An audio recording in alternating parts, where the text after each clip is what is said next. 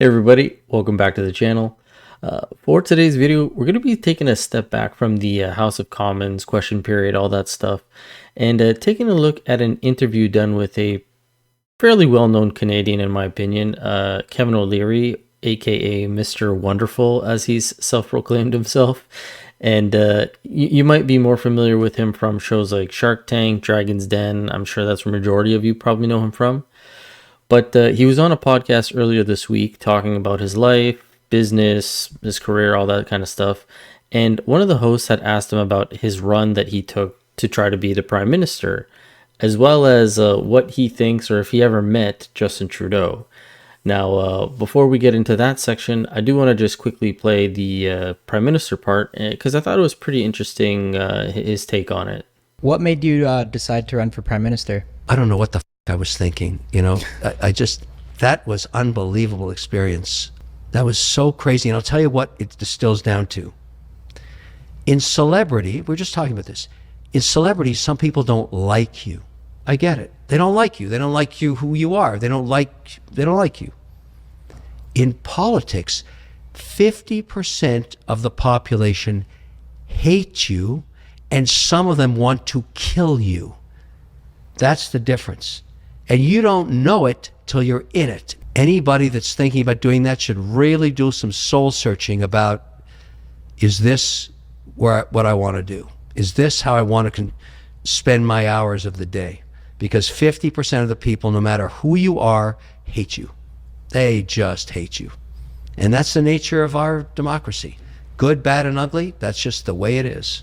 Now, as I was listening to Kevin there, I wouldn't say anything he said was super groundbreaking, but when you're taking the comparison of celebrity status to politician, yeah, I see his point. As a celebrity, you might have a small minority of people that don't like you, but as a politician, it could be 50%, if not a little bit more, that don't like you, depending on your political party. And in 2016, Kevin was running for the Conservative Party and also trying to be the leader of the Conservative Party with a very promising outcome. But Kevin had the wherewithal to realize that come 2019 for the election, he most likely would not beat Trudeau and decided to drop out of the race in 2017. But this was all due to none other than Quebec again. And this is him talking about that. The real reason is I only got to 12% in Quebec. That's a fact. Now you have to ask yourself, what is the likely outcome of only having maybe 11 or 12 seats or maybe less if I couldn't get support there?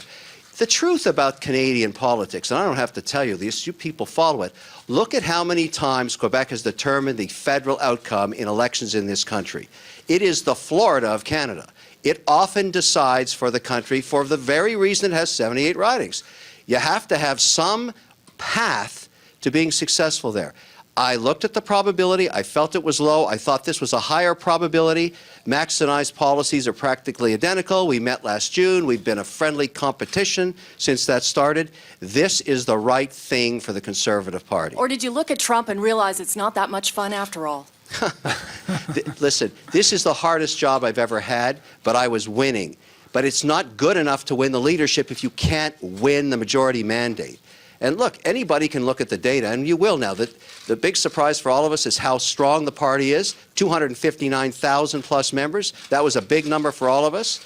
The larger the number got, the harder it was for me, obviously, because I thought I had sold the most memberships at 35,335. But obviously it's a bigger number. But it doesn't change this fact. You have to have a path to a majority mandate if you're going to take on Justin Trudeau. And just like he made this statement in 2017, we're seeing that again today with the Bloc Québécois making a coalition essentially with the Liberals, keeping them in power. However, it looks like they might be the ones putting forward the non-confidence as they've put the stipulation come October 29th of this year.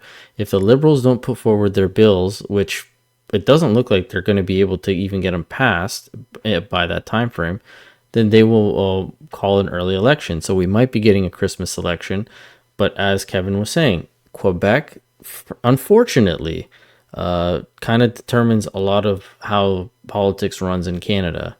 But now we're going to move to the host asking him about Justin Trudeau, and he just goes to town. You never spoken to Trudeau, have you? No, I don't like that guy. Not because he's a bad person. He's just a horrible manager. He's the worst prime minister the country's ever had. And I spend a lot of my time explaining why he's so bad, because there's an election coming up. It could happen any week, actually.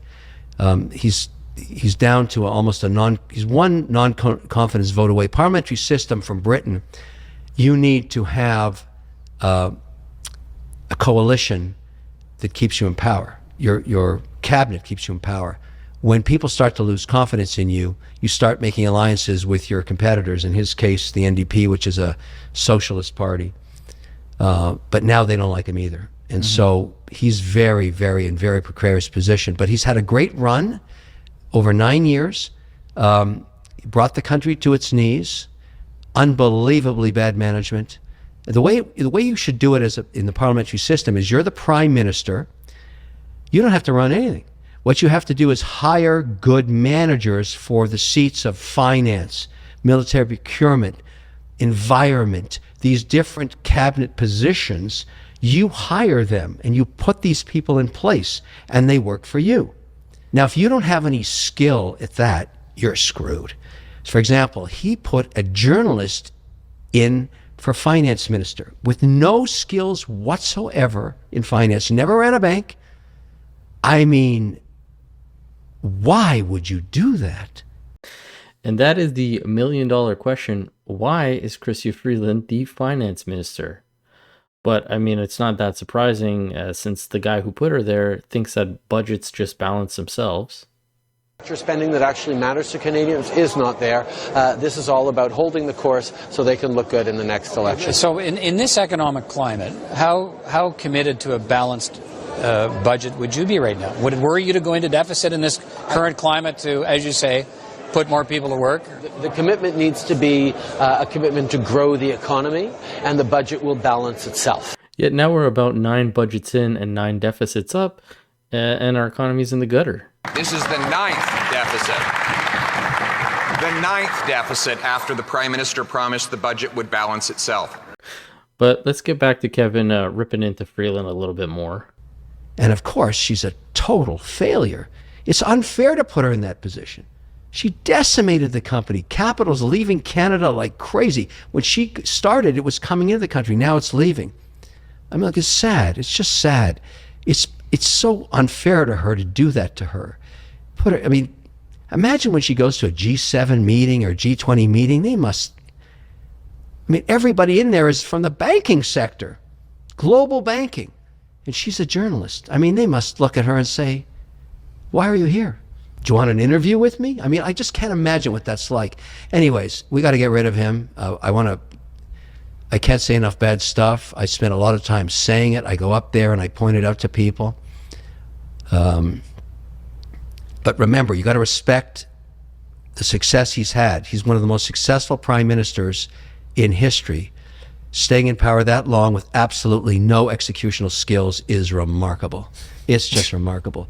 What he's going to do afterwards, well, he won't be running any of my businesses, I'll tell you that. I mean, my goodness, you wouldn't put that guy in a candy store. They'll go bankrupt in the first 48 hours. He's the most hated prime minister. I'm from Mississauga, so yeah, a few of us are Canadian. You know but what yeah, I'm talking about. You go to Alberta, and he's just like, No, I oh do my go God. to Alberta. Yeah, I do go to Alberta. it's crazy. Yeah, it's they want to leave. Alberta wants to leave Canada. They can't take it anymore. They have all the wealth there, and they're paying for all of his mistakes.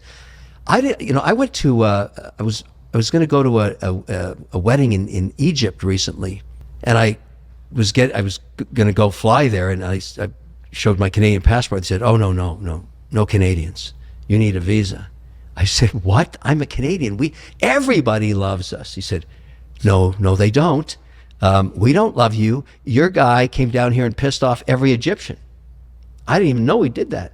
What did he do? I have no idea, but they wouldn't let me in the country. Same with India. He pissed off the Indians. This guy took a golden passport and turned it into shit. How could you possibly do that? Well, Kevin, we are talking about Justin Trudeau here. Everything this guy touched seems to go to shit, as you stated. But actually, an update to what Kevin was just talking about. This came out 3 days ago, I think on Tuesday. saying Egypt to restore e-visas for Canadian tourists after imposing costly process. Canada says Egypt will soon stop requiring cumbersome visas for Canadian tourists, nearly a year after Cairo imposed the measures of Canadian passport holders. Last October, Egypt suspended Canadians' ability to get a visa online or upon arriving in Egypt, which costs roughly $35 for a single person. Since then, Canadians have been paying $150 and mailing in an application form, passport, and itinerary just to get a visa. Egyptian officials told media that it imposed the more arduous process after Canada made it harder for Egyptian citizens to obtain visas, though the Canadian press could not confirm these reports. So it sounds like now travel to Egypt is probably going to be a little bit easier for Canadians if they do want to go. However, as we wrap up this little segment about Trudeau, Kevin really sums up the state of Canada in a nutshell here. He shouldn't ever go anywhere. Don't say anything. Don't go anywhere. Stay in a closet and be quiet for now, because you're killing the country. I had no idea that had happened. I had to use my Irish passport to get into. I'm very fortunate. I have an Irish, I have a Canadian, and I have an Emirati residency card. And I tell you, that guy is bad news. And I'm just telling the truth here. It's very important that he move on. Very, very important. Richest country on earth per capita in terms of resources, run by idiots. That's sad. That's what Canada is. And it's got to change. Run by idiots is an understatement. Nobody is qualified to be in the positions that they're in, but hopefully with this coming election, things will change. But this is actually something that Kevin's been talking about since he ran for prime minister. This is a CBC article back in 2017. Yeah, 2017 it was written. And this is a quote that he said after endorsing Maxime Bernier to replace him.